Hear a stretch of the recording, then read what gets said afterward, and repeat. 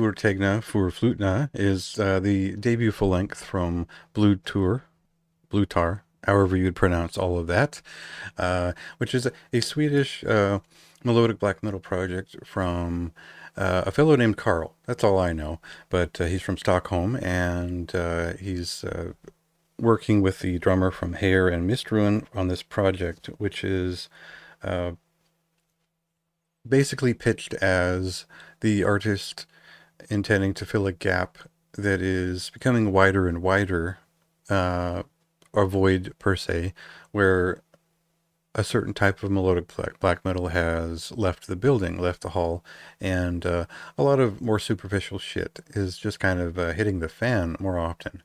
So the way that I would phrase this, well, I think we'll listen to a clip so you can just very plainly see what this record is all about. You'll get it just within a couple of seconds.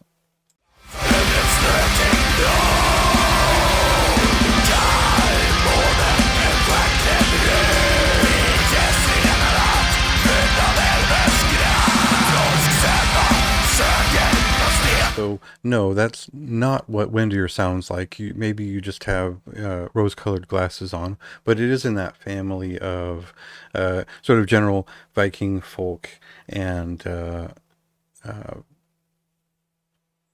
pagan black metal feeling in a lot of ways. But his intent is something that mixes the sort of raw, aggressive attack of early sort of more raw black metal from like the 93, 94 era with the more folkish sophistication of the later 90s. So nowadays we'd probably associate that with a band like Panphage.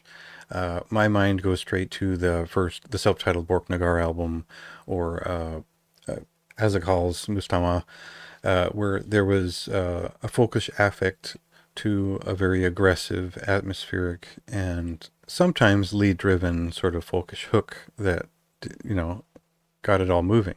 So that's where we get kind of lost, is connecting those intentions with this very lead-driven, very melodic, and very sophisticated black metal music, which is, again, aggressive, but also tuneful. So yes, it does make sense to end up to start seeing the general structure that Valfar brought to Winder on maybe some of the later albums. But for me, that's not quite a deep enough reference, because we could just as well go to a Take record, or Liaz Tilabsky for Libet, or for me, and Gentier's for Vist gets there at a slower pace with a different method, maybe a bit more folkish. So the point being is that this is maybe intending to be something a bit dissection-esque, but it comes from quite a lot of different experiences in forming its sound. It's a very sophisticated, well-written, and I think generally very, very driven by Swedish folk melodies and the maybe more metal tradition in a lot of ways, which should just as well appeal to fans of Norwegian black metal of a certain style, which all crosses over in a natural way. So, right. It's kind of an interesting thing to talk about, because there's no... you really just have to listen to this record and face the whole idea that this is just a very simply catchy record. It's aggressive and it's catchy, and that's really all that it needs to be impressive. It's memorable. It kicks your ass as fast as it can most of the time, and it does seem like these melodies they've worked them enough to where they don't feel copped from other very basic ideas.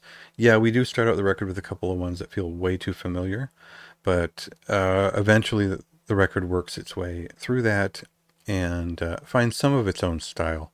For me, the sort of crisped over explosive sound of their first EP has been polished maybe a little bit too much on this record. They've cleaned it up for the sake of really elevating these songs quite a bit. But I prefer something just a little bit more raw, I guess.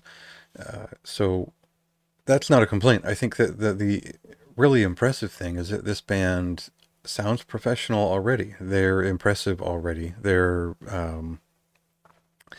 uh, kind of bigger than they seem. I don't know how the general public will react to these songs once they've heard them, but this was just a very memorable, very impressive record in a style that, again, we just don't see very often. Um, so if you like bands like Mystery, Galar, uh, a lot of those Sogna metal style things, you'll instantly like this. But maybe if you just like a certain side of Swedish black metal as it was sort of indefinite from Norwegian stuff, there's also some of that in here too that keeps it interesting. So the folkish affect uh, helps too. It grounds the record in an interesting way that has personality enough that it still feels Swedish as it intends. So anyway, it's a high recommendation. It's an impressive record, and I'm interested to see what other people think about it. So read more details in the review and check it out yourself.